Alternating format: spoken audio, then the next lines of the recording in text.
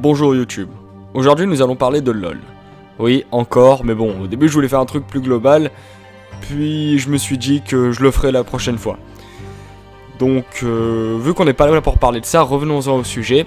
Comme je l'ai déjà dit, donc, nous allons parler de LOL, et plus précisément du seul véritable couple du jeu et certains de mes personnages préférés, Xayah et Rakan. Du coup, vu qu'on va parler de deux personnages, ce sera plus long, vous vous en doutez, mais je pouvais pas faire des épisodes séparés pour ceci car tout simplement les personnages sont inséparables. Xayah et Rakan sont donc deux personnages, un homme et une femme, avec clairement des désirs sexuels bizarres et un âge bien trop éloigné pour que ce soit légal, mais bon c'est pas grave. Tous deux sont des Vastaya, une race d'hommes bêtes venant des quatre coins de Runeterra. Runeterra est la terre sur laquelle se passe l'histoire de League of Legends. Notre couple vient donc d'une tribu nommée la tribu Lotla, une tribu qui vivait à Ionia, un autre pays de Runeterra. Ils ont tous les deux des attributs aviaires, des plumes, une aile chacun de chaque côté, des pattes d'oiseau, etc., etc., etc. Xayah possède des plumes violettes, des oreilles haut placées sur la tête, ça rime, un visage rond, on dirait une enfant, une seule aile du côté gauche de son corps, avec laquelle elle essaye de voler, mais bon, elle se porte à chaque fois, et un piercing sur la narine droite. Rakan, El Fabulos, possède des plumes dorées, des oreilles placées sur les côtés de la tête, un visage d'homme assez âgé en fait, on dirait qu'il a 40 ans, une seule aile du côté droit, hasard, et une petite barbichette. Maintenant, leur histoire. Donc je vais devoir faire plus long parce que il va falloir que je fasse les deux en fait. Nous allons donc respecter la logique et commencer par le chef du groupe, parce que oui, il y a un petit chef dans ce couple, et ici c'est la fille. Comme dit PewDiePie, Respect women. Xayah donc. Xayah est une révolutionnaire qui mène une guerre personnelle pour sauver son peuple. Lorsqu'elle était enfant, Xayah adorait écouter les chants traditionnels que son père lui chantait, forcément. Chants dans lesquels il glorifiait des héros du peuple Vastaya. Mais à chaque nouvelle génération, les humains avançaient d'autant plus dans les terres de la tribu Lotla, ravageant l'essence sauvage et chaotique d'Ionia pour leur propre profit. Bien décidée à ne pas assister à la disparition des siens sans agir, Xayah ignora les décrets de son peuple et entreprit de raisonner les humains. Elle s'aventura donc dans des villages situés bien au-delà des terres de sa tribu, retirée, et comprit bien vite qu'elle ignorait presque tout du monde extérieur. Elle fut assaillie par un groupe de villageois démunis, dont certains essayèrent de dérober ses plumes dans l'espoir qu'elles soient des trophées inestimables. D'autres, redoutant son étrange apparence, appelèrent les autorités, la forçant ainsi à se défendre. Quand elle les embrocha avec ses plumes acérées, les assaillants de Xayah comprirent rapidement à quel point il était dangereux pour se dresser face à elle. Désemparée, elle rentra à son village, où elle découvrit que toute sa tribu, son père y compris, avait disparu sans laisser de traces. Un temple antique des Vastaya avait été souillé par une magie des ombres contre nature, perturbant ainsi le lien avec le monde spirituel. Elle détruisit le temple afin d'entraver les dégâts de la corruption. Elle vécut longtemps seule et finit par être surnommée la Corneille Violette. Mais elle fit la rencontre d'un autre Vastaya qui allait changer sa vie pour toujours. En pénétrant dans le village montagnard et reculé de Vlonko, à la recherche d'une relique dérobée aux Vastaya, elle découvrit le spectacle étrange d'une foule d'humains braillards et enthousiastes. Sur la scène devant laquelle il se tenait, un artiste flamboyant se pavanait tel un pan doré, entonnant des chants Vastaya d'antan devant un public captivé. Lorsqu'il mit fin à son spectacle dans un étonnant étalage de tours de passe-passe que Xayah trouvait des plus miteux, la foule se mit à scander son nom, Rakan. Il s'inclina dans un grand geste théâtral, et elle ne vit en lui qu'un simple guignol. Bien qu'elle fît le serment de ne plus jamais croiser le chemin de ce Rakan, elle était incapable de le chasser de ses pensées. Alors qu'elle quittait le village, Xayah fut prise dans une embuscade, et qui apparut pour l'aider ? Rakan. Xayah affirma qu'elle n'avait pas besoin de l'aide de ce fanfaron. Rakan affirma qu'il s'en moquait, et qu'il ne voulait surtout pas rater cette petite fête. Au cours de la bataille, Rakan se révéla être un allié certes anticonformiste, mais d'une intrépidité et d'une efficacité surprenantes. Il bondissait et pirouettait entre les assaillants qui n'arrivaient pas à détourner leur regard de lui, ce qui laissait à Zaya tout le temps qu'elle voulait pour les abattre avec une précision dévastatrice. En dépit des protestations de Zaya, Rakan continuait à la suivre.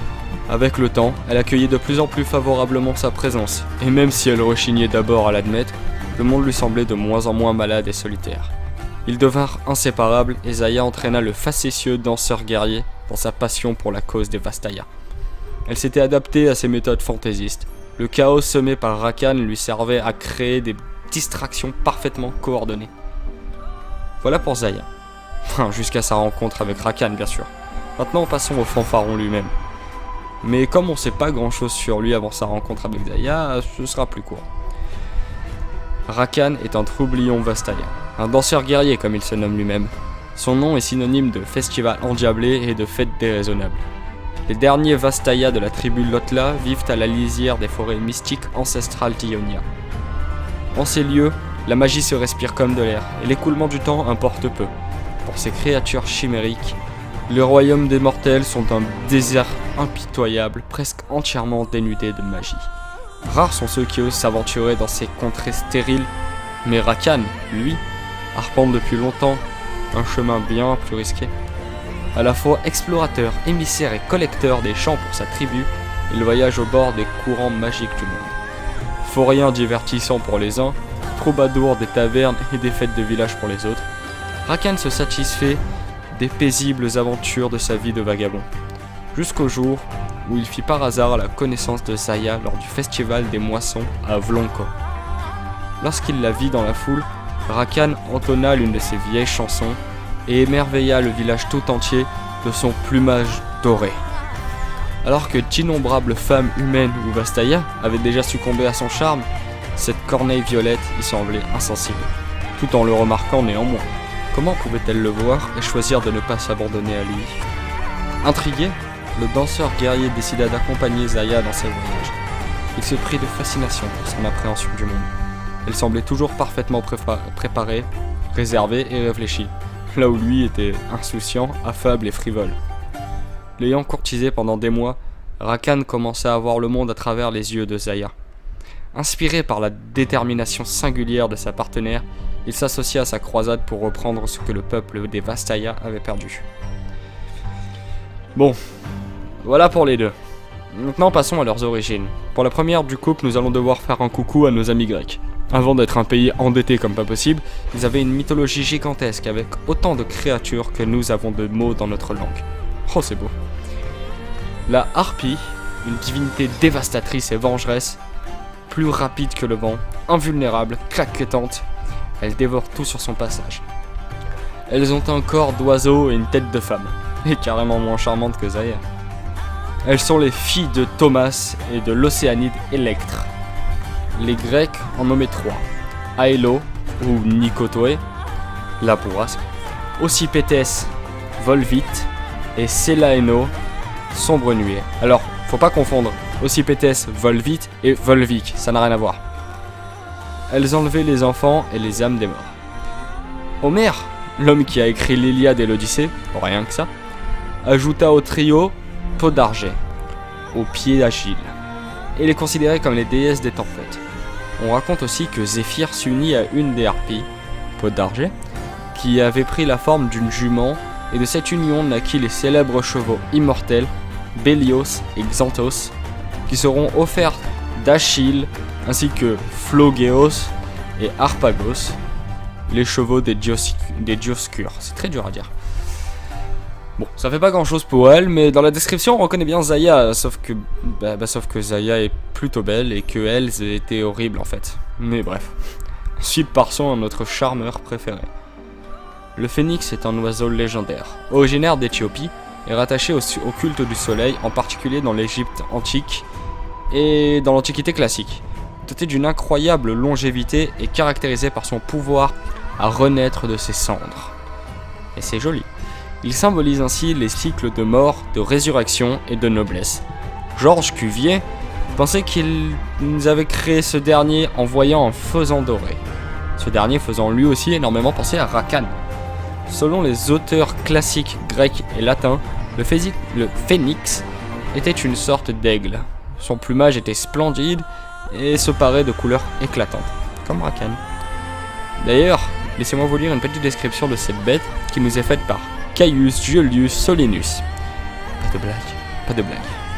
Dans son Polystor. Là aussi naît le phénix, qui a la grandeur de l'aigle, la tête ornée de plumes formant un cône, des caroncules à la gorge, le cou rayonnant d'or, le reste du corps de couleur pourpre, si ce n'est la queue qui est d'azur éclatant et semée de plumes incarnates. Il n'existait jamais qu'un seul phénix à la fois. Il vivait très longtemps et aucune tradition ne mentionne une existence inférieure à 500 ans. Ça fait beaucoup. Le phénix se reproduit lui-même. Quand il sentait sa fin venir, il construisait un nid de branches aromatiques et dansant.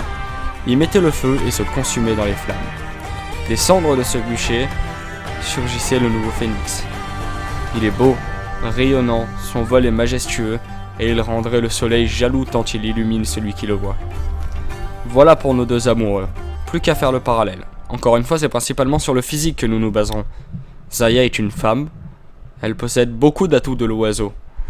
Comme la harpie, elle est dévastatrice, comme la harpie, et farouche comme cette dernière. Rakan, quant à lui, illumine ceux qui le voient. Il est charismatique, charmeur, et ses plumes brillent comme le soleil. Et évidemment, il se la pète. Bon. Ce fut plutôt long, car pour Zaya, il y en avait pas mal à dire. Dites-moi dans les commentaires si j'en ai oublié. Je vous souhaite une très bonne journée. Au revoir.